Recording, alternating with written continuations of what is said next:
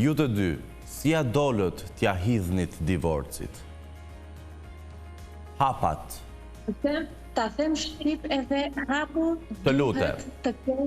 duhet të kesh edhe aftësi, mekanizma, si ta përballosh dhe ta logjikosh situatën.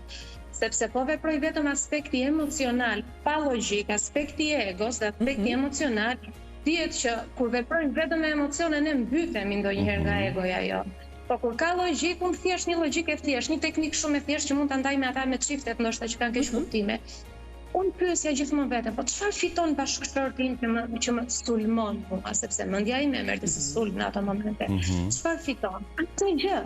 Çfarë fitoj unë nëse do vazhdoj ta sulmoj mbrapa? Asnjë. Pra secili nga ne ishte në betejë me veten, pra si ata fëmijët e vegjël, se këtu hyn në lojë edhe traumat që ne kemi kaluar dhe shkuara. Pra ne vërtet mund të jemi 40 vjeç apo 35 vjeç, 36, por reagimi emocional në ato momente debati është si një fëmijë 7 apo 8 vjeç, se nuk kemi fituar ato mekanizmat e ndërveprimit të shëndetshëm. Në ato momente të them të drejtën është shumë e vështirë, se ti thua ky është njeriu që unë dua të kaloj jetën. Është personi që unë dashurova. Dhe në këto momente ky nuk më do, sepse trurja të këto nuk më do. Egoja të tregon errësirën e personit tjetër.